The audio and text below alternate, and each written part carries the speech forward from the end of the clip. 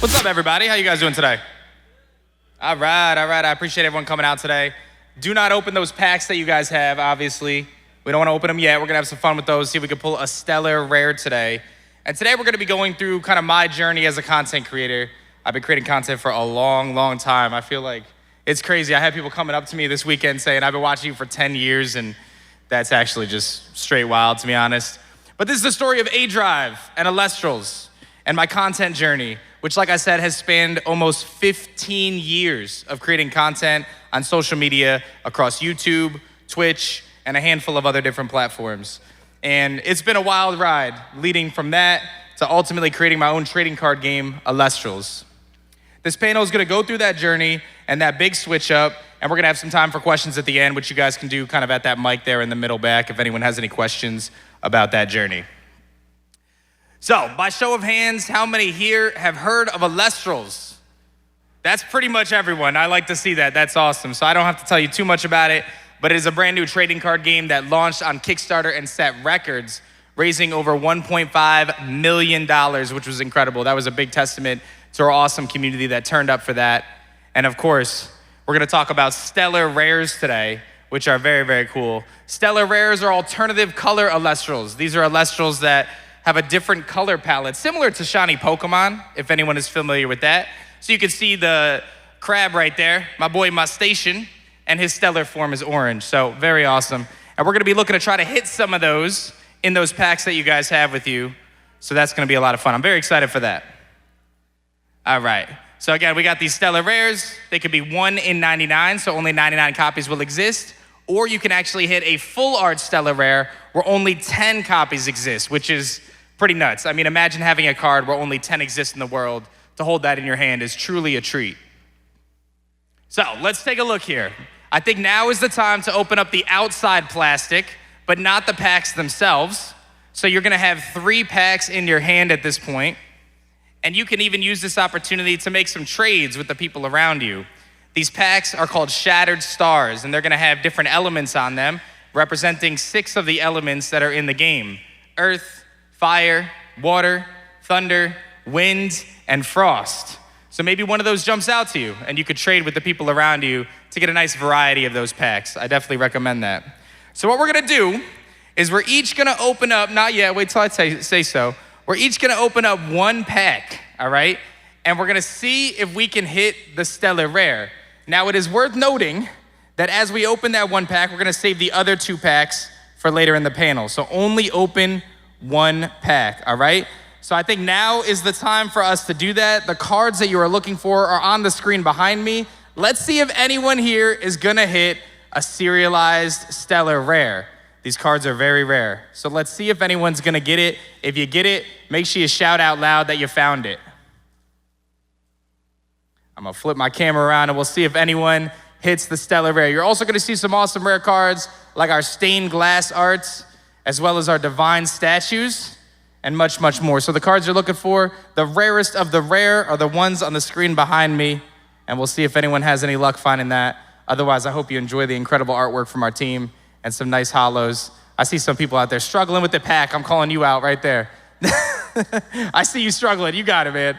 All right, any luck? Anyone hit anything big? Anything? These are rare, man. I'm telling you, these are rare. If you guys wanna come check out the panel, come hang out. These are pretty rare. Anyone, any luck? Let's see it, people funneling through their packs. Looks like we're gonna miss here on the first one, but that's okay. We still got 2 more packs to go.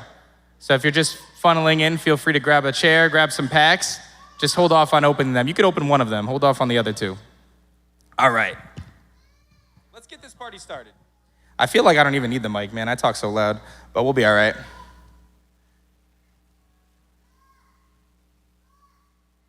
There we go. All right. So let's talk about it. We're gonna talk about my journey as an influencer. Like I said, I've been creating content for almost 15 years. I started back in 2010 making Call of Duty content, and never did I believe when I started making videos then that it was gonna turn into over 500 million views across social media. It was gonna turn into over 2 million subscribers on social media. Never did I anticipate that that was gonna be my future. Back in the day, when you created content in 2010, there was no money to be made. It was just for fun. And honestly, the reason I started it is because I had no one to play Call of Duty with on PlayStation Network because everybody else was on Xbox. So that's the truth there. I made my first video, you can see it right there, it was a sniper montage. I filmed myself, I got a Hapag HD PVR. I filmed myself in one day making a sniper montage, it was pretty bad. And I uploaded it to YouTube, and I got no views. And then I quit, and that was the end of my YouTube career. But in doing so, I had reached out to a few other content creators that were in the space. It was a very tight-knit community at the time, so it wasn't that weird, and YouTube actually had a direct messaging function. So I reached out to a couple people, and lo and behold, someone actually shouted me out, believe it or not. A guy named X-Rags, who I've had the pleasure since of meeting in person, which was really awesome. He shouted me out, and overnight, I got a few hundred views on my first ever video. But the catch was I had already quit, and I was a broke college student, and I already returned the capture card to Best Buy because I needed the money really bad.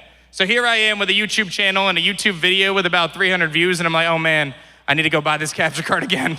There's actually some hope here. So I think that's a little fun story. I ended up grabbing that capture card, picked it back up, and hopefully this will work. There we go. And then that turned into me just creating Call of Duty videos for a couple of years. I was making sniper montages and gameplay commentaries and just having a blast making videos. And like I said, you can see there's not a lot of views, right? Like a couple hundred views, and this is 12 years ago, right? So it's crazy to think about that. And then I dabbled a little bit. I started to expand. I tried a little bit of Pokemon. I always loved Pokemon as a kid. I said, let me try making a Pokemon video. I uploaded the Pokemon video. Nothing too crazy there. But like I said, I was going through this period of college and this transitional period of my life, so me taking the content creation stuff seriously wasn't gonna be the main focus. I had other things going on.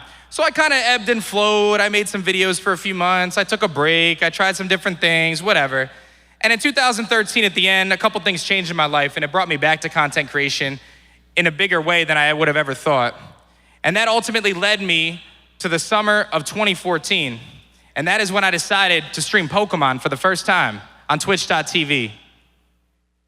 This is the screenshot of my first ever live stream on Twitch with Pokemon. I had dabbled a little bit before that, but you can see here, I had a webcam pointed at my 3DS. I didn't have good quality.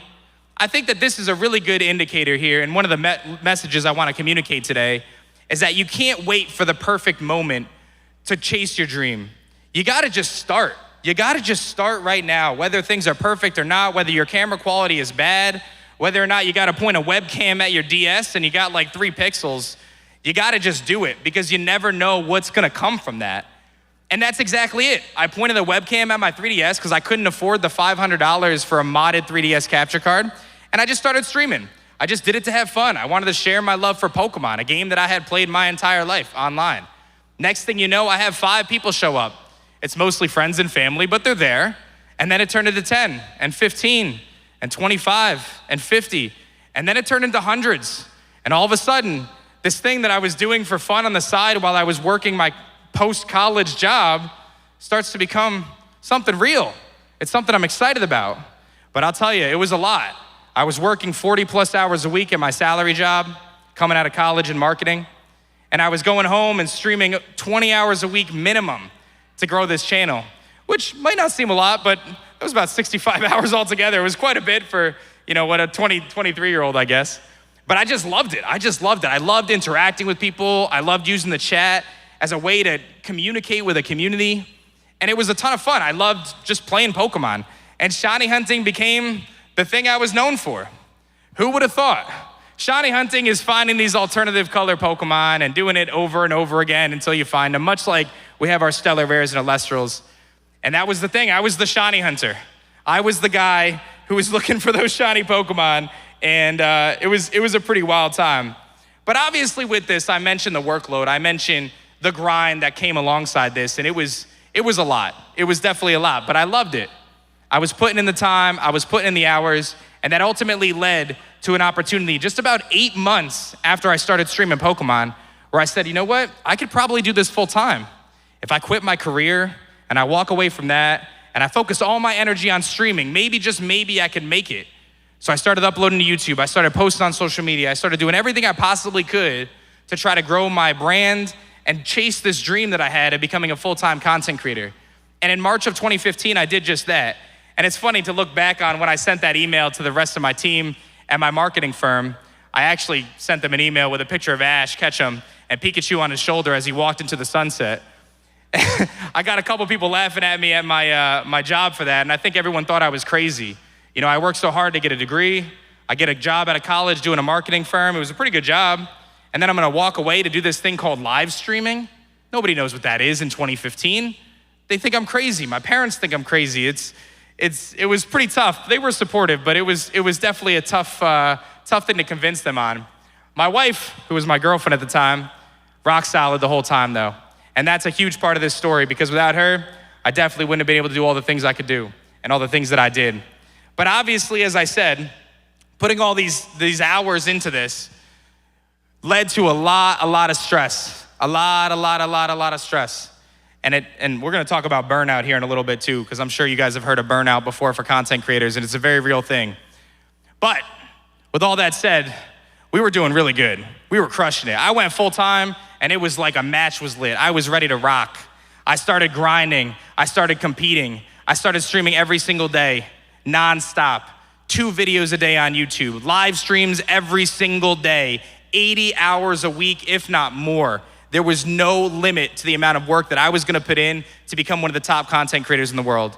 I was committed and I was dedicated because I loved it. I had so much fun doing it. It was the best job ever. What a treat to be able to do that. And we did some really cool stuff, man, and it's all because of you guys supporting, but we had some really cool opportunities to raise a lot of money for charity, raising probably, I don't know, $700,000 for charity over a couple years for kids in hospitals. That's probably one of my proudest achievements. We also got headlines written about us by Kotaku and other video game articles and websites talking about my, competitive prowess, beating world champions or competing in this tournament or this draft league or finding this really rare shiny. And it felt like I was on top of the world. I was killing it. I was doing everything I needed to do. Everything I set out to do, it was all coming together. But listen, it's not always that easy. Well, I guess this slide shows how long it took to get anything going. I think this is a fun one. This doesn't show the full history because I created the second channel, but you can see that goes up to September of 2012. And I mean, look how flat that line is for the first how many years, right? And then you can kind of see it, has some peaks and valleys with the ups and downs of the Pokemon releases. And we had some really good numbers, but I'd say we did pretty good. But this grind did not come without sacrifice, and it certainly didn't come without challenges. And that's when the burnout hits. I worked very, very hard to get this channel off the ground, but the ebbs and the flows of the content world and the constant need to run on this hamster wheel to keep up. I was afraid that if I didn't post a video that day, that people were gonna forget about me. They were gonna move on. They were gonna watch somebody else. I was afraid that if I didn't stream for a day or two in a row, my audience would leave because they couldn't trust my reliability anymore. I was known as the guy who showed up every day. There was no off days. I remember I streamed something like 200 days in a row and posted 2 videos on YouTube every single day for that time period as well. But it came with a big cost, and it came with me getting really burned out. And burnout is a term that a lot of content creators use to describe just not having the energy to do it anymore. And it sounds dumb because it's such a dream job, but the grind that it takes to get there, it's tough. And I wanna use this opportunity to talk to anyone out there who's a content creator, an aspiring content creator, and just let you know that it is okay to take a break. It's okay to take a step away. It's okay to collect your thoughts and come back stronger. If you don't do that, you're sending yourself into an even worse position. So I look back at this and I see on December 11th, 2020, after the pandemic had started, I had reached out to a therapist for the first time in my life. And I really wanna make sure that I highlight how important mental health awareness is in this conversation and how important it is to talk about your feelings and how you're feeling. And I hope if I could just inspire one person to get some help if they need it, then this whole panel and this whole weekend is worth every bit of it. I had reached out to a therapist for the first time. I consider myself to be someone who never really needed therapy. I was good, I was locked in, I was ready to go. I never had anything that was gonna be concerning or any mental health challenges or any of that. Well, it turns out I did because I was burned out. I was in a pretty rough spot, I'm not gonna lie. So much so that a few days after I had reached out to this therapist, we were setting up an appointment for the following week. I made a video called, "Find a Shiny in an Hour, I Delete My Channel." And I think when I posted that, people assumed that it was a joke. There's no way he was gonna delete his channel. If he didn't find the shiny, he would have just deleted the video and never posted it. The truth is, I think I would have deleted the channel if I didn't find the shiny. I was in that bad of a headspace. I was tired of it. I was ashamed of it. I was exhausted. I didn't want to show up anymore. I didn't want to stream anymore. I didn't want to make videos anymore. I was done. I was cooked. I couldn't do it anymore. I had grinded so hard for so long. I just didn't have the energy to keep it going. And luckily I found the shiny that day because I didn't delete my channel. So luckily we didn't have that happen. But listen, there's obviously a turning point here, and it's that I got help. It's that Nicole, this therapist, helped me get my head on straight. She helped me see the things that were important to me. She helped me realize that I don't have to show up every single day and do this crazy grind for the rest of my life. I could take a step back. I could take a breather. I could take a day off and it's gonna be okay. And that might be a foreign concept to some people, but for me, it made all the difference in the world. And that wasn't the first or the last time that I was gonna, well, it was the first, but it wasn't gonna be the last time that I struggled with my mental health. But having entered that world of getting someone to help me in this period of time where we were all locked down and trying to make sense of the world, having that as a resource meant everything, because there's been about 2 times since then that I've needed to kind of get some help. And even now I see a coach, right? To kind of work through some of the challenges of what I'm trying to do. And it's one of the best decisions I've ever made in my life. So like I said, I just wanted to dedicate a few minutes to this presentation to just encourage anyone who's watching. If you feel like you need help, please get it. There's definitely a brighter light at the end of the tunnel for sure. No doubt about it. There's definitely some brighter days ahead.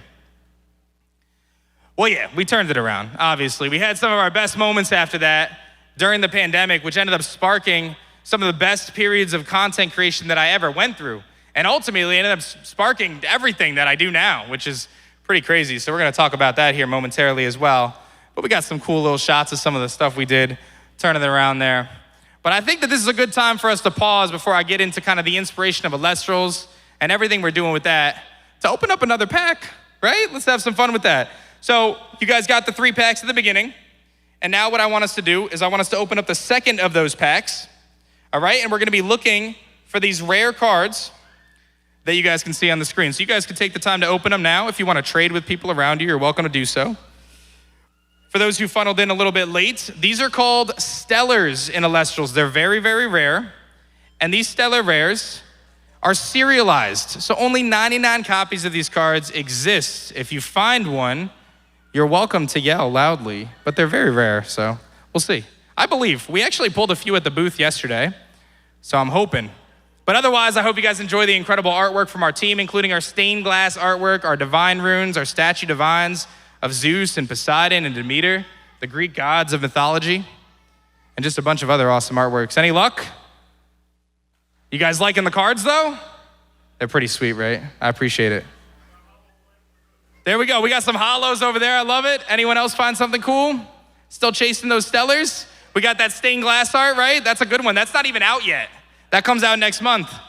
So you got it early. Got the statue Kione. I love it. I see a hollow Lycaris back there. That's a beautiful card. I love that. You got the statue too. You're killing it. Stained glass Majesty. That's a great card. I love it. I love it. That's great stuff. No Stellars yet though. No Stellars yet. Listen, I'm committed. So we're gonna see what we can do here, all right? We're gonna do it. We're gonna do it. We still got another pack to go. So let's see what we can do. Don't open that one yet though. Save it, all right? We're gonna do that at the end. All right? Cool. So here we go. This is the next chapter. We're sitting in the middle of the pandemic, probably early 2021. I obviously got some help. I was working through some of the challenges that I was facing as a content creator and dealing with that burnout that we were talking about. But this opened up a whole new realm of opportunities. I had a fresh perspective, a renewed perspective on content creation. And I was ready to take on the world. I was ready to challenge myself and do some new stuff, and that's exactly what we did. I got into vintage card collecting. Anyone else get into that? I felt like during the pandemic, there was just so much energy around vintage Pokemon cards and vintage sports cards. And I remember watching Gary Vee hyping up all these different things and watching these different content creators like Logan Paul going crazy. I think it was Logan, going crazy over these rare cards. So I was like, yo, I wanna do that too. This looks sick. So listen, it was one of my finer hobbies, collecting vintage Pokemon cards. So I started buying up vintage booster boxes. I'm talking base set of Pokemon, Jungle, Team Rocket. I was even getting Yu-Gi-Oh! Legend of Blue Eyes boxes. I was getting them all. And I was doing events. I was opening these packs with my friends, my fellow content creators, and sharing these moments with the world. And I think the biggest thing I wanna highlight here is the power of nostalgia.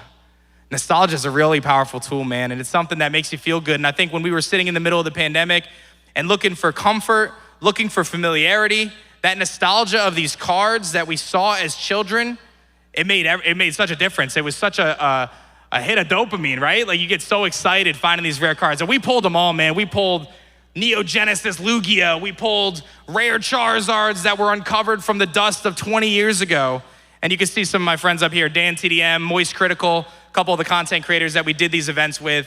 But it spans not just the Pokemon world, not just the Yu-Gi-Oh world, but we were getting tons of people involved. And it was honestly really cool just bringing people together. Even though it was online, we were doing it in a really special way to capture that nostalgia, to capture that excitement of card openings, and just doing something really fun. And this really sparked my love for card collecting once again. And that led to the next thing, right? So I'm collecting all these vintage cards. I'm opening up these rare packs. I'm having a blast. I'm sharing it with the community. Everybody's loving it. We're having a great time. And I decided, you know what? I really want to get into this more. So I ended up becoming a co-owner of a card authentication company. You guys might have heard of PSA or Beckett or CGC. So I ended up joining another company called TGA. I'm not with them anymore, but I was with them for a little bit. And we were doing card authentication for rare cards. And then I said, you know what? I love cards so much, I'm gonna go into business, make a card store. So I found a business partner who had a card shop that was growing. I partnered with him and I helped him promote the business, and we grew Unplugged Gaming, which is still around, but I'm not part of that either. I divested so I could focus on Elestrals. I did Team Shiny and I was doing everything. It was some crazy times. We were doing everything pretty much. We were making videos, we were posting, we were doing pack openings, vintage openings, and it was a crazy time in my career. But then January 1st comes around of 2022. The pandemic starting to close out, things are starting to get better, and I'm thinking to myself, all right, one of my biggest goals in content creation was to hit 100,000 subscribers on YouTube. Well, I did that. So now we're closing in on 1 million subscribers on YouTube at this time, and I think I was probably sitting at about 930,000 on January 1st, something like that. So I knew unless I got hit by a bus, I was probably gonna hit 1 million subscribers. I just had to kind of keep posting, and I would get there eventually. So I said to myself on January 1st, what's next? What's my next challenge? What am I gonna do to push myself to not just be a better content creator, but to be a better person, to be a better leader, to chase something that I'm passionate about and something that I've dreamed of. And listen, if you like Pokemon, there's a chance that you spend at least a few minutes of your life thinking about what it would be like if Pokemon was real, or if you created your own version of Pokemon, or something like that. And January 1st is a really big day for me because I sat down at my desk, having always wanted to create my own monster franchise, and I did it. I wrote Elestrals. I sat down and I just word vomited all over a document. I put down every idea I possibly could have. I sat down for maybe 3 or 4 hours, and I just started posting, putting it all in this document. And the original name for the project was Spiritures. Thank God we got rid of that. But you can see, I had the whole field laid out. I had the different Elestral types. I had the story of it. I just wrote it all out in one day. I just vomited onto this page all the ideas that came to be. And somehow, I got really lucky because the ideas weren't actually that bad, it turns out. They were pretty solid. And I showed it to a few friends on January 2nd, got some ideas, got some feedback, started tweaking a little bit. And next thing you know, January 6th, I'm hiring my first artist, and I got my first sketches. My boy Taratlas. Taratlas is the earth spirit in Elestrals, and this is the first creature we ever made. Bug Pokemon were a big thing for me, so I knew I had to have some sort of an insect being our first Elestral. So this is one of our spirits. And that all happened in a week. I went from, always wanting to make a monster franchise, but never really thought too much about a trading card game, to now I'm in it, I'm doing it. I'm making my own world right now. I'm creating these creatures. I've got the artist, Dan Reyes, he was killing it. We were making all sorts of stuff. One thing led to another, and now we're making cards. We're testing cards. I'm over here with prototypes. We got all sorts of stuff going on. This one's really funny. My laser pointer work. My boy Herculearth, he used to be called Herculearth. Now he's Taratlas, of course. But that was my first ever mock-up that I did. It's really bad. Card effect text here, or description of monster, as you can see. I was very much so bootstrapping this, trying to figure it out and see what I could do with just the ideas that were flowing. We had multiple rounds of revisions and card templates and all sorts of stuff. And I think one of my favorite parts here is the Elestrals glued onto Pokemon cards. That's how we first tested the game. I just printed out a bunch of Elestral pictures at Staples from a Word document and glued them onto Pokemon because I wanted to play. And that's where we started. That's where it started right there, which is pretty crazy. But I was determined. I was like, you know what? I don't know anything about this. I don't know how to manufacture. I don't know logistics. All I know is how to make videos. So I guess I got to take it one step at a time and see what I can do. Is that where I want to be? I guess that's where I want to be. One thing led to another, and I spent those next few months grinding and coming up with ideas to grow Elestrals and bring this project together. I hired dozens of artists. I started to build my team out, but it was all in secret. I was doing it all behind the scenes with just a few close friends because I knew I had to get it to a certain point before I could actually reveal it and tell people what I was actually building. Partially because it just simply wasn't ready to show, and I wasn't even sure I knew what I was doing yet, to be perfectly honest. But then my 1,000,000 subscriber day hit, and I finally hit that 1,000,000 subs on YouTube, which was a really awesome moment. But I used that opportunity not so much to reflect on the 15 years of content prior, but to focus on what's next for me. 1,000,000 subscribers was a huge milestone, and I had just hit my best month ever a few months prior. But my focus wasn't on Pokemon or my YouTube channel at the time. It was on this passion project and chasing this dream of making Elestrals, a card game. So like I said, I used my 1,000,000 subscriber video to tease my new game. And people were really confused. Is he making a Pokemon fan game? It's gotta be it. It's gotta be a new ROM hack. He's gotta be making a new Pokemon fan game. But then just a few weeks later, I revealed what Elestrals was and what it was going to be. And my challenge here was on January 1st, I had the idea. And in mid-November, I knew there was gonna be a new Pokemon game coming out. Now, you guys probably could catch onto the fact that if I make Pokemon videos, that's what I'm known for, right? People are gonna watch it. So I could do a marathon for Pokemon like I've done every year, and I could use that as an opportunity to tell people about my new game. So let's do a Kickstarter at the same time of the Pokemon launch, and then I can get in front of a lot of people, and hopefully people will check it out. Well, that was a great idea, but it was also really hard. To be perfectly honest, it was a big challenge to try to juggle all that at the same time. But we did it. But it did put me on a timer. It said, okay, I have to go from idea to a real good product in what, 10 months? That was a lot. That was a big challenge to do it. And we did it. We brought it to Kickstarter and raised about $1.5 million. But I'll tell you, it didn't come without challenges. There were so many bumps along the way. There was the ups and downs of figuring out manufacturing and sourcing that myself, which is not easy. It's expensive. You spend thousands and thousands of dollars to get just a few cards manufactured in high quality, and then something's wrong, and then you gotta do it again. Or you put it out there into the world, and maybe people don't like it, and I just invested all this time and energy and money into something that maybe people aren't into. But people showed up. They showed up in big force, and we set records as one of the biggest card game Kickstarters ever. But the challenge continued. It wasn't easy from there because now I actually got to get people their stuff. Now I got to actually make it all happen and bring it to life. As a content creator, I feel like a few people before me may have left a bad taste in people's mouths because when content creators sometimes come out with products, there's a little bit of skepticism about it. Is he just doing a rug pull? Is he just trying to get my money? This was right around the crypto craze where everybody's trying to get people to buy NFTs and stuff, which you can have your opinion, I have mine.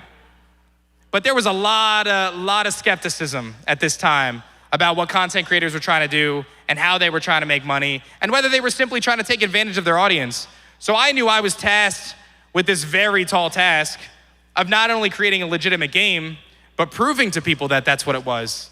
This wasn't some fly-by-night rug pull where I was just trying to collect some money so I can sail off into the sunset into retirement.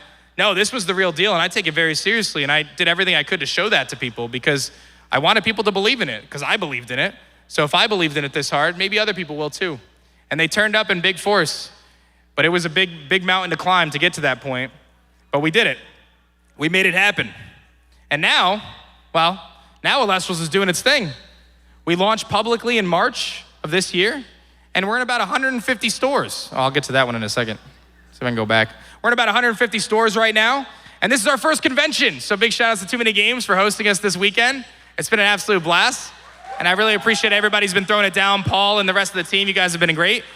I'm really excited. I think my biggest regret is that I haven't come here in previous years because this is awesome, and you guys are great too. But like I said, listen, it didn't go easy. There was always speed bumps and hurdles along the way. You can see my boy Pyro. We were trying to make his plush, and his mouth got all messed up, and we went through so many different iterations of print quality. And even today, with a successful product out in the market and all these stores, I'm still tweaking and tinkering and trying to get things just right because I'm my harshest critic. I want this game to be perfect. I want people to have an experience when they open the packs. I want them to be inspired. I want them to capture that nostalgia that we had from our childhood, and I want to inspire the next generation of card players. Card games to me were such an important part of my childhood. They brought me together with people. They taught me strategy. They taught me having possessions and collectibles that meant something to me. They made me think strategically and challenge myself to compete. And I genuinely believe that card games are such an incredible outlet for today's youth. That is my mission, and that is the founding mission of Elestrals, to bring people together coming out of the pandemic, to capture that nostalgia, and to create something incredibly special for generations to come. Something that I want to do to share with my 2 kids, share the growth of this, and also with many of the kids out there. I know we got a couple little ones over there, which is awesome. And I'm excited to hopefully have you guys, as you get older, you have kids, share the love of Elestrals with them as well, because it is truly something special. I got a couple bullet points here of things that I thought were important to cover, some of the lessons that I learned in this journey, because I'm sure someone out there is thinking, maybe I'll do this too. Maybe I'll try to create my own card game, or maybe I'll start my own video game. Maybe today is the day that sparks that inspiration for you to sit down and open up a Google Drive document and start word vomiting into it in the hopes of stumbling into something really great. Surround yourself with people who you can trust and who can help you. I kind of did most of the beginning stuff myself. I had a few trusted friends like my boy Magnitude who helped me in the early days, but I pretty much did the first year pretty much alone. Like, I don't want to discredit the artists and the people that were there, but when it came to anything that had to do with the game itself, I mean, I was pretty much bootstrapping it. I don't want to take away from people like Steve, though. He was great. But having people around you that you can trust and that can help you is so valuable. It makes all the difference. And I was lucky enough to sync up with people like Kira Peevely, who's a Kickstarter consultant, to help me out on the Kickstarter.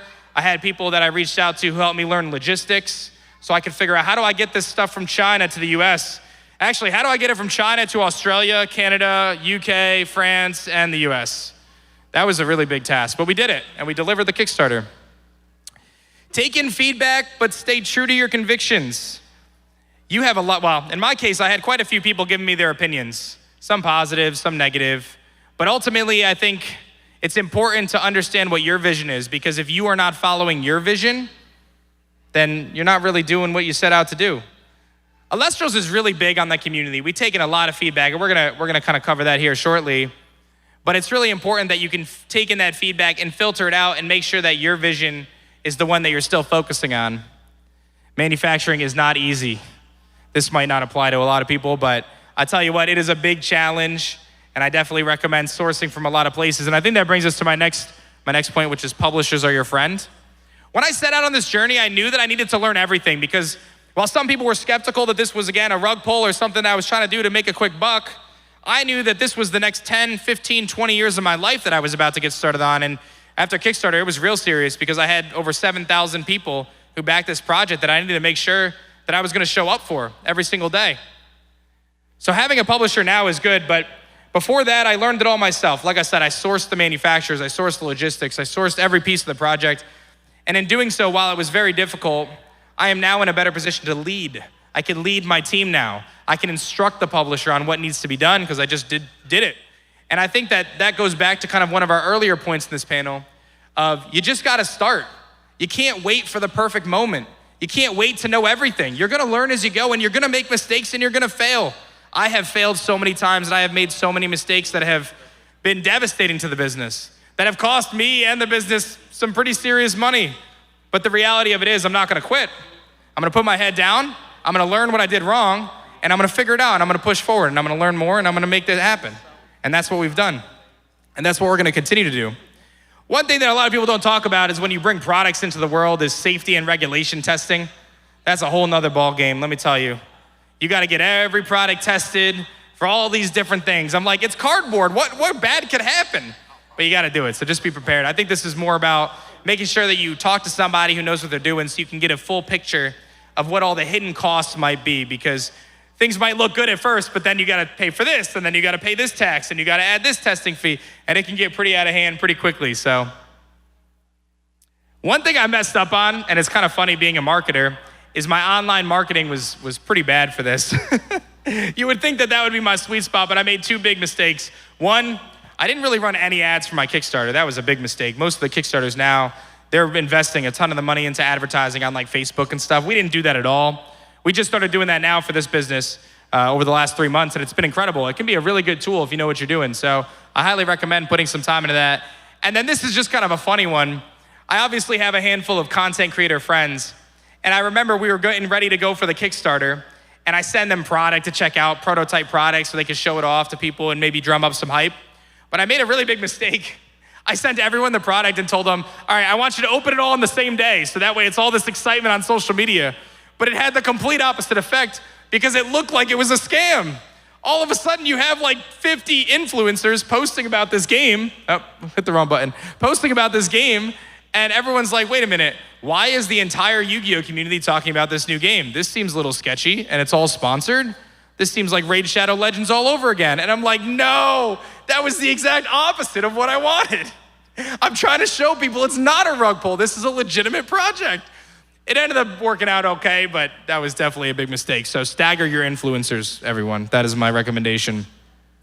So we talked a lot about what happened in the past and how we got to this point, but let's talk about the future because that's really exciting. This year is the year of Elestrals. It is the year we get things off the ground. I mentioned in March, we launched on our web store for the first time. We actually have product. It's incredible. We took a little break because I had to get the manufacturing sorted, but now we got this incredible release schedule. We launched Frostfall, our second set last month. We have Daybreak, our third set, coming out this summer. We've got our fourth set coming out as well. That's probably gonna be about December or January.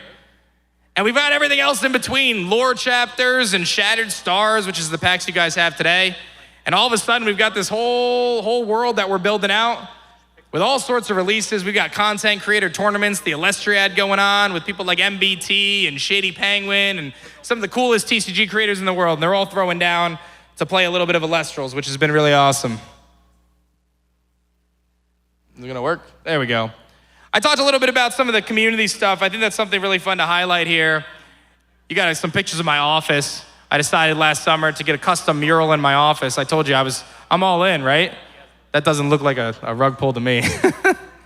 So I have all the spirits decked out on my wall, but the big thing here is the community vibes. That's the thing that separates Elestrals from any other card game that you're gonna pick up or any other game that you're gonna pick up. My involvement and the community. We really have the best community. People are so awesome. People are so supportive. Everybody wants to help each other learn the game and get ushered into what we all believe to be the next big thing. And that's not something to get you excited or FOMO or anything like that. We're building something really special, and I hope this weekend you'll take the time to come learn to play. I'll be doing demos all weekend, so we're gonna have some fun there. But Panda's in there. This little panda is very cute, little red panda. That was a community design. We let our community pitch us ideas, and we put them in the game. We're actually doing it right now. We have a design contest going on right now for one of our Elestrals, More Frost. We've had people design our Stellars, the alternative color Elestrals. We've had people pitch effects to the game that we've used. We've had people provide feedback on balancing and future cards that may come into the game.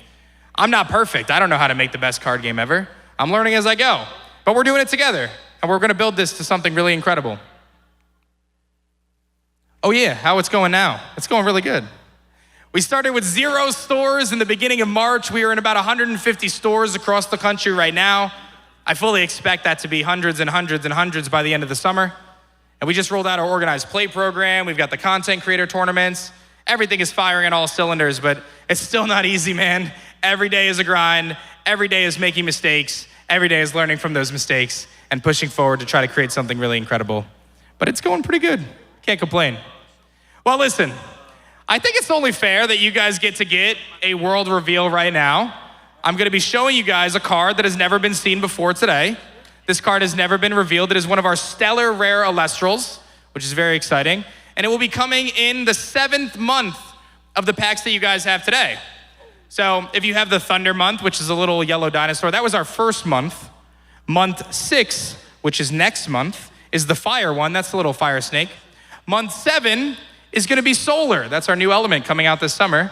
But we're gonna release it early in Shattered Stars. And this is gonna be one of the stellar rares that you can find in that pack. It's really cool. It's Stellar Jatora, one of our awesome new Solar Elestrals. And this is the first time anyone's ever seen this card. So feel free to take pictures and send it on social media. Join our Discord server.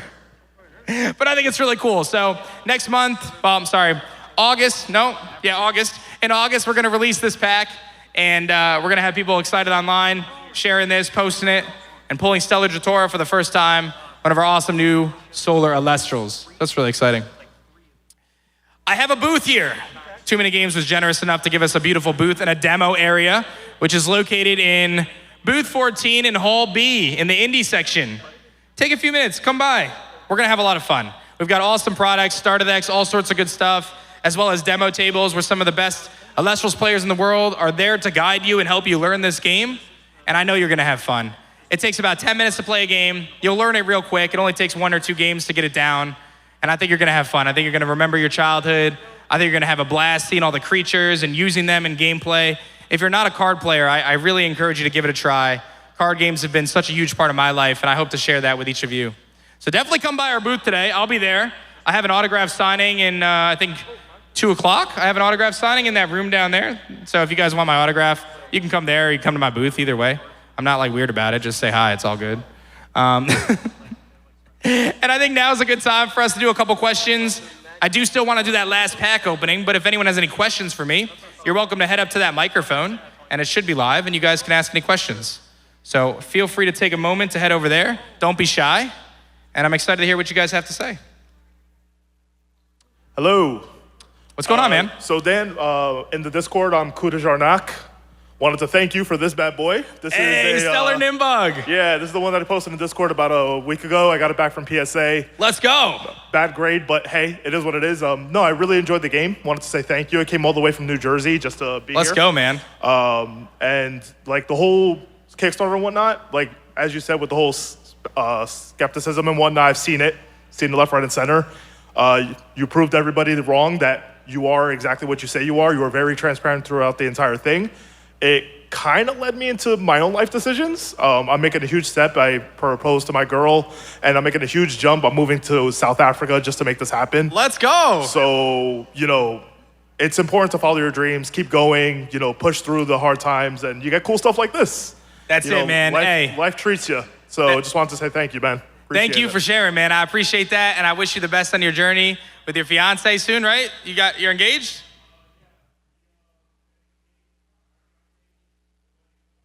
Let's go, man. Congratulations, dude. I wish you guys a lifetime of happiness and success. That's wonderful, man. Good for you. Jimmy.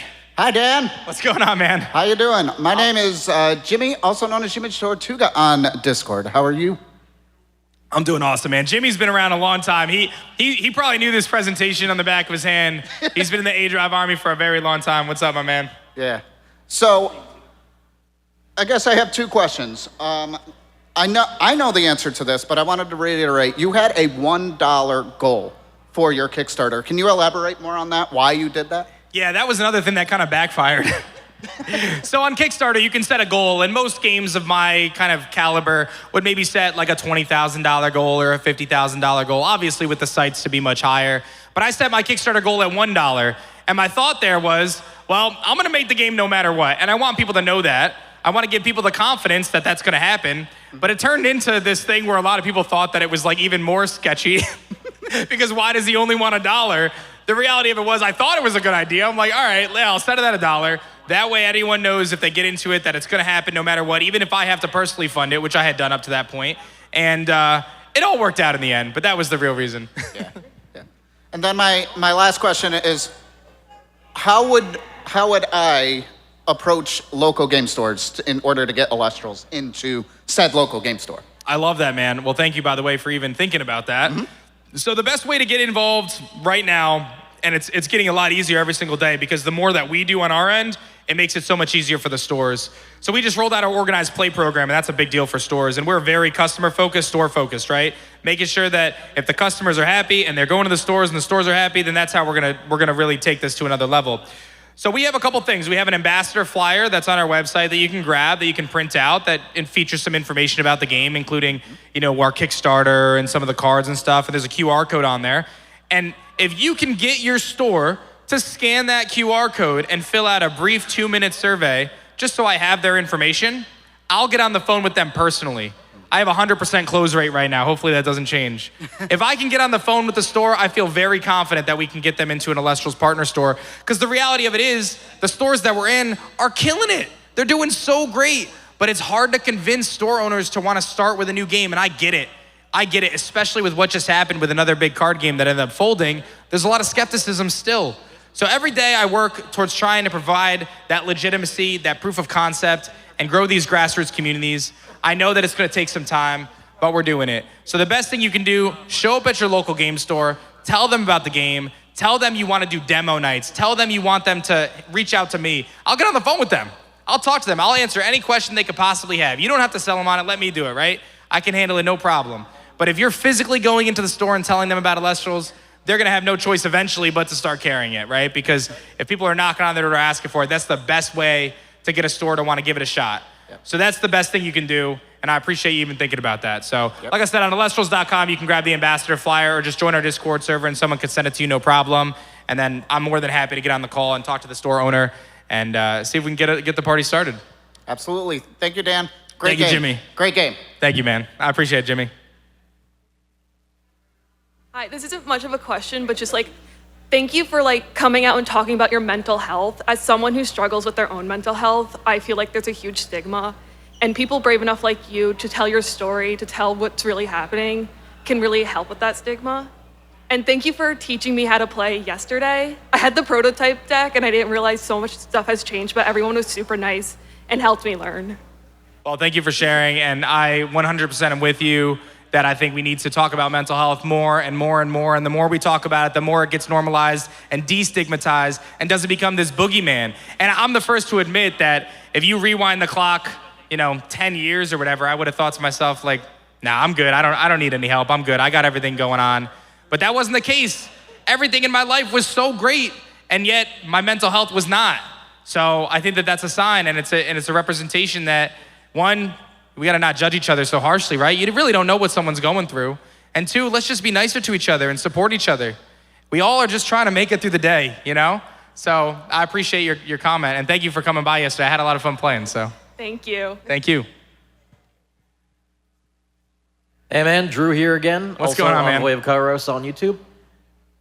I gotta give you another thanks for the mental health discussion. As someone who has struggled with it pretty much his entire life, I feel like it is something that needs to be consistently discussed, and I'm very glad to see more and more influential people on YouTube, on Twitch, actively discussing it, both their own struggles and those of their viewers, and just trying to help people through it.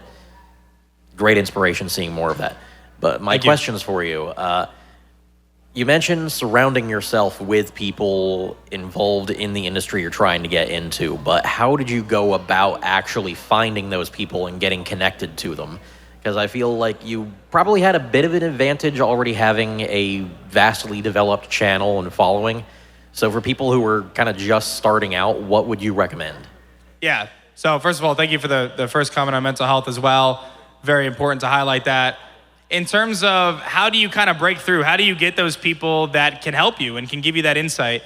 And I feel like I maybe missed covering it in this presentation because I never really looked at my notes, but one of the things I wanted to kind of mention and highlight is that this entire process for me, since I started the Elestrals, I approach almost every conversation with a willingness to learn, not to push my brand forward, not to get something out of somebody else. I just want to learn. So when I approach someone in the industry who knows what they're doing, I just ask questions.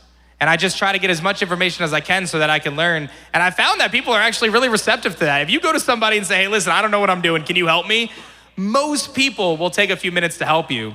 So I think social media is a really powerful tool, right? Emails, social media marketing. There's a lot of opportunities for you to find people and reach out to them. But you don't need to necessarily reach out to a big YouTuber or whatever. I mean, there's people who work at these companies. If you do your, a little bit of Googling, you can find some logistics companies and say, okay, here's all these logistics companies. Let me just shoot some emails and say, hey, I'm a new brand. I'm trying to create my game. Can you just help me with this? Or, you reach out to some publishers. They're not hard to find. And you just say, hey, I'm just looking to learn. Can you help me? And yeah, you might get one or two that'll kind of shove you off and say, oh, well, this isn't a real client. They're not ready for someone of our size. But from what I've seen generally, if you are willing to put yourself out there to ask the question and ask for help, people are pretty receptive, I would say. Just make sure that you're confident in what you're presenting and that you have something that you're proud of. And if you do that, I don't see any reason why people wouldn't give you at least some insight on what to do next. All right, excellent advice. And my last, much shorter question, what was it like working with Charlie? Because he is a very enigmatic person in the general YouTube community, so. I gotta say, man, he's been one of the nicest people I've come across. You know, when I was doing these vintage breaks and kind of really getting into the peak of vintage openings, I was obviously approaching content creators from different platforms and different games and things like that. I know he's an avid card collector, so I had reached out to him, and he was nothing but super nice to me. You know, he could have just ignored me, not given me the time of day, but he was always quick to respond. And even now, you know, I get messages from him once in a while saying, you know, you keep it up or whatever. I'll message him and say, hey, good stuff on that. So I'm not gonna pretend like him and I are best friends or anything, but I've got nothing but positive things to say about him. He's always been super nice and receptive to any questions that I've had and any projects that I've done. So all good things about Charlie for sure. Excellent, thank you. Yeah, man, thank you. Hey, Dan. What's up, man? 7Shadow7 on Discord, but okay, so your big goal when starting Elestrals was just to get it going, right? Like you just wanted to start it. With having it available now, it's moving forward. I know you're a baby step type person, you take one step at a time, but what's your next like big goal, which I kind of think I know what it is, but what's your next big goal that you really want to hit outside of like the smaller steps? Like what's that big one where you're like, I want to get here? Yeah, so I think when I look at kind of the whole vision for Elestrals, the card game is just step one, really.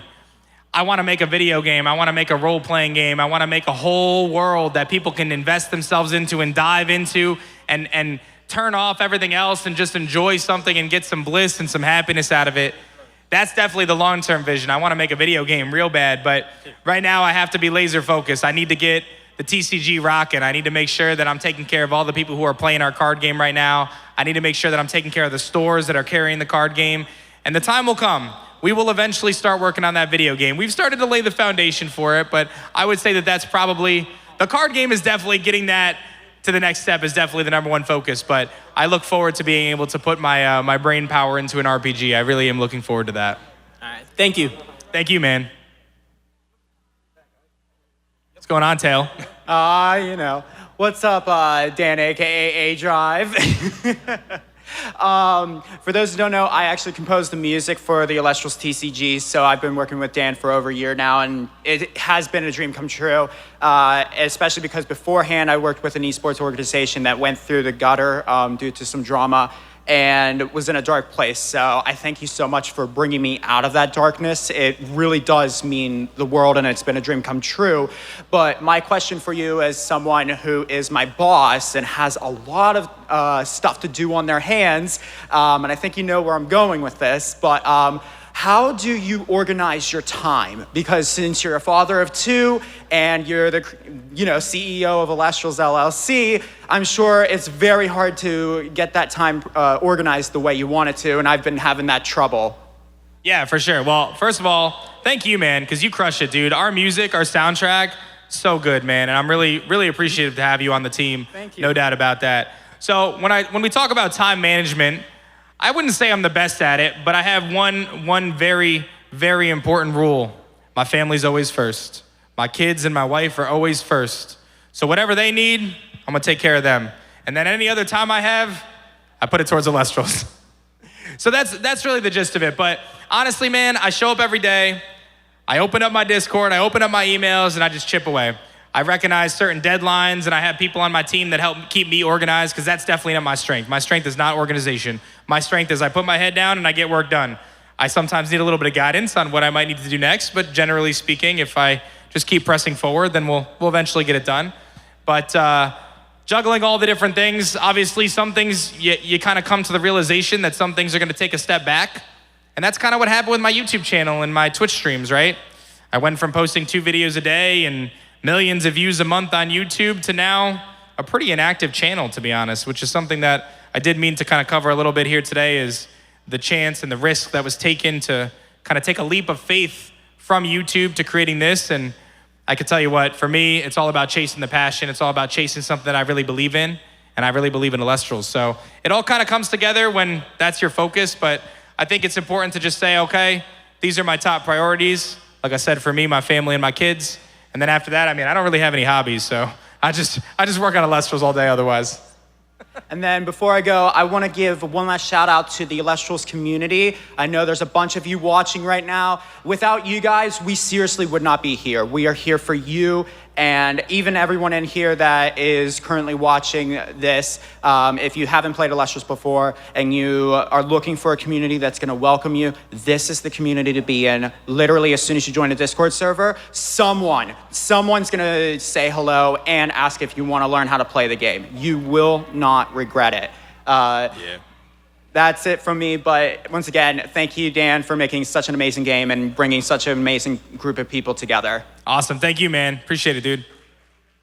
And he's right, man. Our community really is the best, and that's not even me. That's the people who are part of the game. Like, I don't know if it's because a lot of them came from aDrive or because we kick out the bad ones, but everyone has been incredible. And honestly, like, it's been really awesome. Obviously, I deal with the challenges of people who will immediately say, oh, this is a Pokemon clone or something. It's definitely not, but I get that a good amount. But ultimately speaking, man, 99.999% of people are just the coolest people ever, and we're all just excited to create something really special and be here to do it together, because it really is us working together to make something really awesome. So if any of that resonates with you, you found a new home, that's for sure.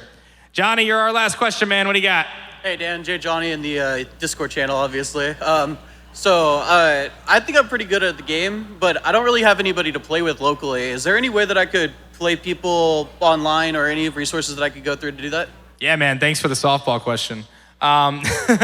So yeah, if you're interested in playing Elestrals and you maybe don't have a community around you, well, there's some good news. We have a free-to-play mobile app where you can download it on your iOS and Android devices. It is in beta, so if you go to the App Store, you're not gonna see it there. On Android you will, but on iOS you have to go through Test Flight, which is the official app testing software. But it's actually made by that guy, Steve. Raise your hand, Steve. There's Steve, he makes the app. So we've got an opportunity for you to play online for free. We put all the cards in there for free. I really wanna make the game accessible, man. Like, when we talk about some games where you gotta spend like $1,000 for the best deck, you won't find that in Elestrals. You're never gonna find that in Elestrals. Our rarest cards are these serialized cards that we're hoping to find here when we open these packs in a moment. But we make them in common versions too, so you never have that roadblock. So you got the online events. We do weekly webcam tournaments every Tuesday night, so you can get your webcam going and play against me or some other members of the community. And then we've got those cornerstone tournaments every month where you can compete online as we're slowly rolling out to stores, like I said, and getting those local communities built. If you do have a local game store or a library or something like that nearby, bring one of those flyers in. Tell them about Elestrals. Tell them you want them to carry Elestrals and maybe see if we can drum up a local community there. It's a lot more fun when you have people to play with. So don't be afraid to ask your family too, because they might want to play too. Thanks, Johnny. All right, and to follow that up with a hardball question, what do we got to do to get Powder in Season 3 of the Elestriad? Yeah, my man Powder, of course, the best booster machine. We'll see. He's got to post a little bit more Elestrals content. Shout outs to Powder. All right, you guys were great with the questions. I really appreciate that. Thank you guys. If you have any other questions, I'm legitimately here all day, all right? Like, I'm just a guy trying to have fun making a game, so come over to the booth, say hi to me, come play some games, I'll teach you the game. I do have an autograph signing going on at 2 o'clock in that room over there, that dark room.